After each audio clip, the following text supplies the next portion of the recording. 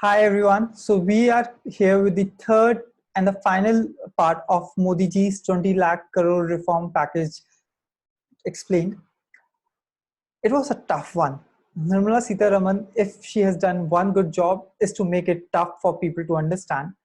And while we are still trying to understand what are all the impact gonna be this package, but it was important to bring the finer points. So here we are. We have tried to keep most of the points to the facts which has been laid down in this package. Only at the end, I have tried to put my thoughts in which are the sectors, which are the stocks which are going to get affected because of this particular package. So over the last 5 days, FM announced a slew of measures, and these are for across these sectors: NBFC, MSME, relief for realtors, migrant laborers, agriculture, mining, and defense sectors. I hope you have seen the first two parts. If you haven't, you can see the link just on the right hand side above this video, and you can click and watch those as well. Great. So let me move ahead and see what we actually get in this particular package. So this was the day 3, 4, and 5 lot to grapple. So government finally announced a complete package of 11.03 lakh crores of measure this week, adding to an earlier measure of 1.92 and 8 lakh crore by the RBI. According to Nirmala Sitharaman, she has actually announced the package for 20.97 trillion, so which has actually bypassed what Modi ji has promised us. However, I personally believe, and according to Abhimanyu Sofat, who is the Vice President of India Infoline, this package has been quite disappointing. They're trying to avoid a rating downgrade, and right now they are in the balancing act. But is this time of a balancing act?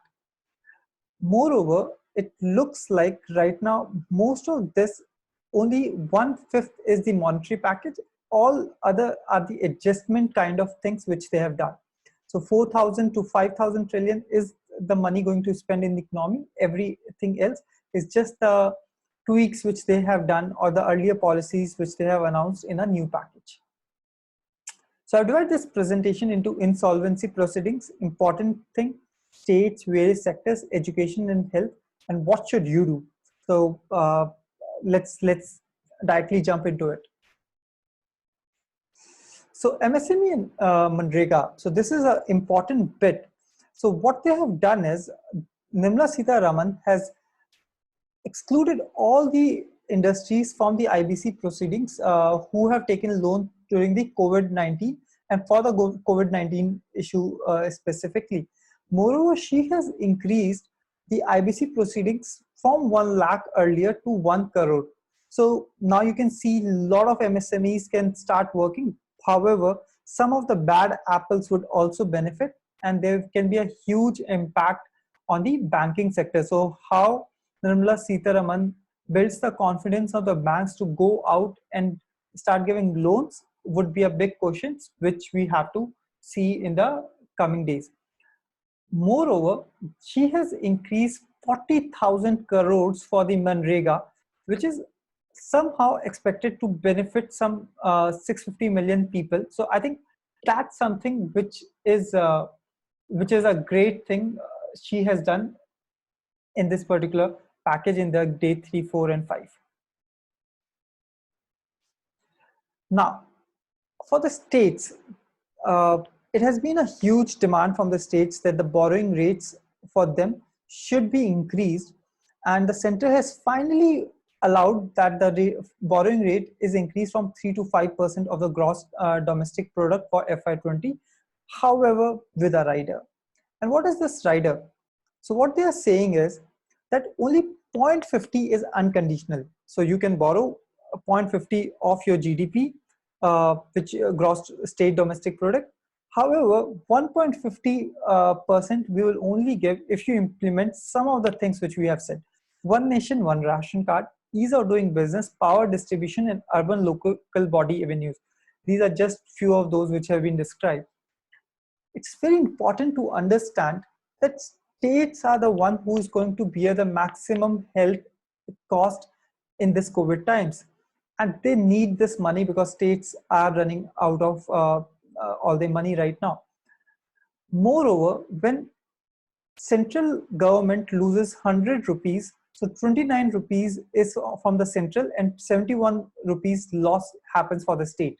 So states are gonna face a huge deficit in this particular years, and in this rider makes this proposal also a bit on a loses its propensity to impact the states.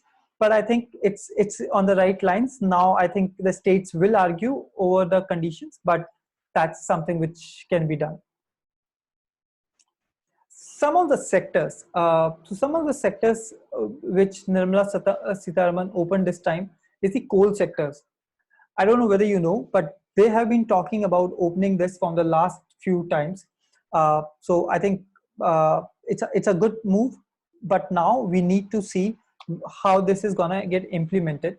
They also are planning to privatize half a dozen airports through a 50-year concessions. But shouldn't they be first thinking of revival of the airline sector or the travel industry?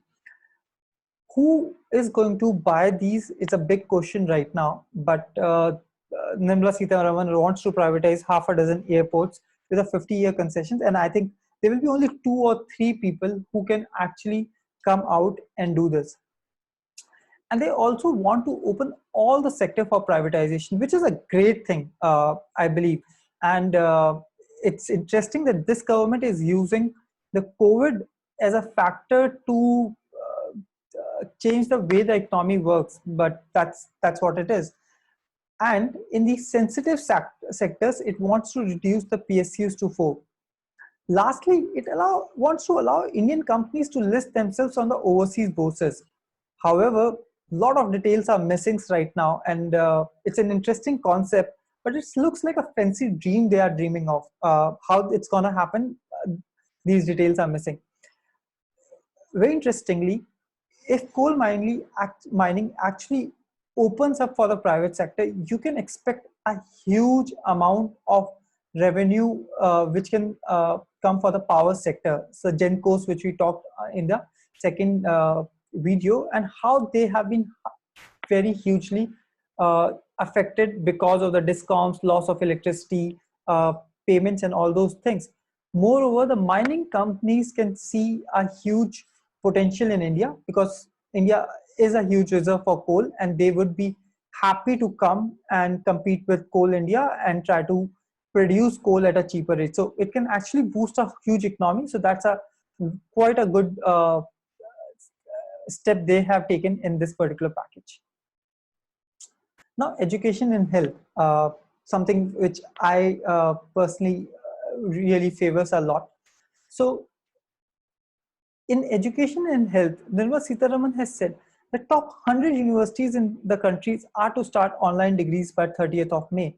So that's an interesting concept which they are thinking of. They will also start one channel for each class. So for first, one channel, second until 12th, they will start one channel. The public expenditure on health will be increased.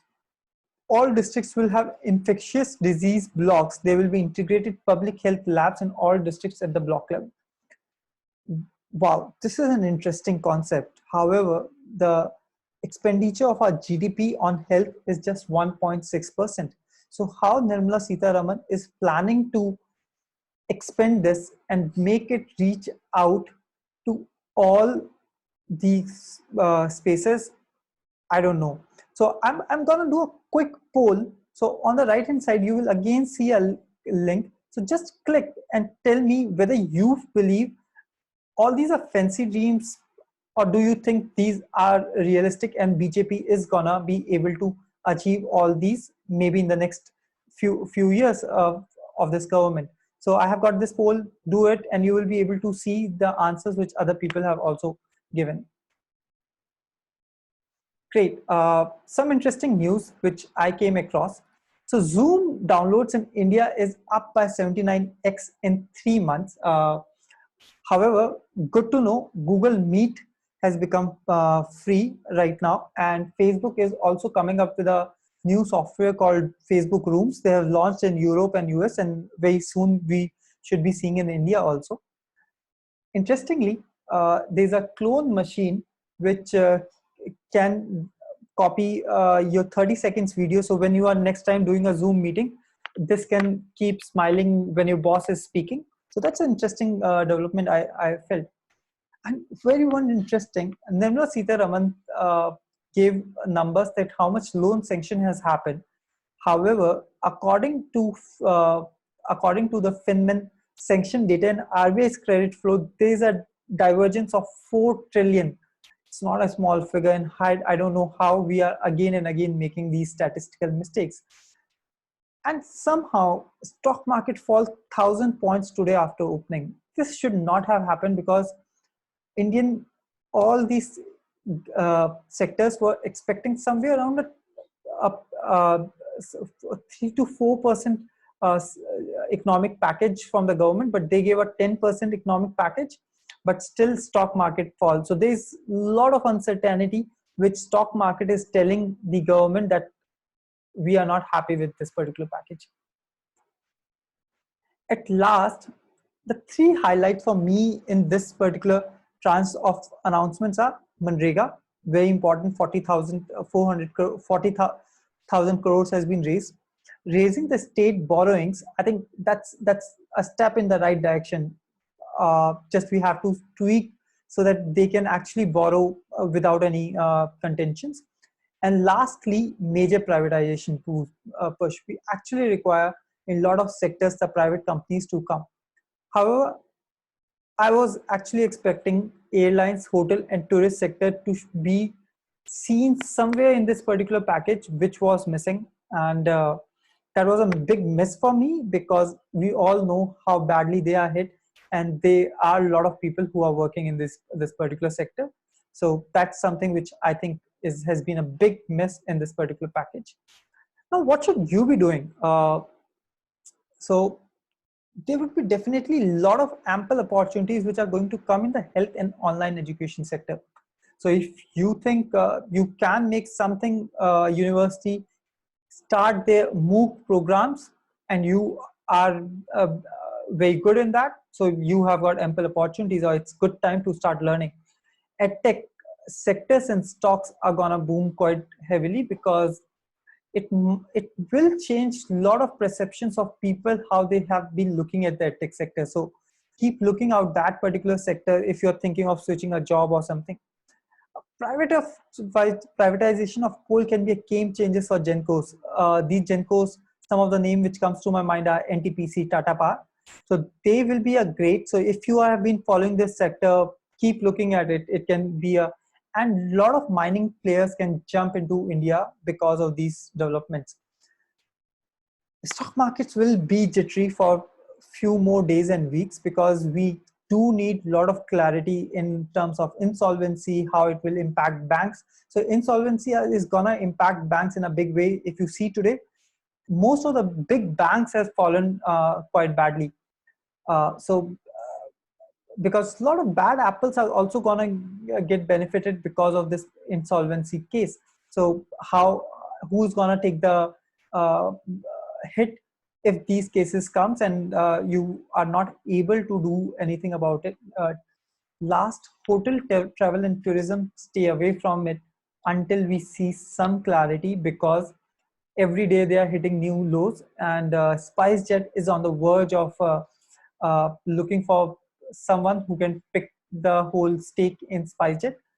Just a bit of a news which I read, but no clarity. But these are the things which I personally feel you should be looking out when you now think of the sectors or the careers which are going to be shaken because of this COVID and the stimulus package which has been announced.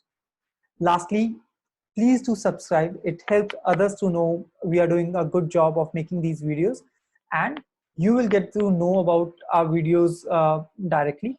It's quite easy. You will see a subscribe button on the right hand side. Just click that red button and you will be subscribed in the next 30 seconds. Great.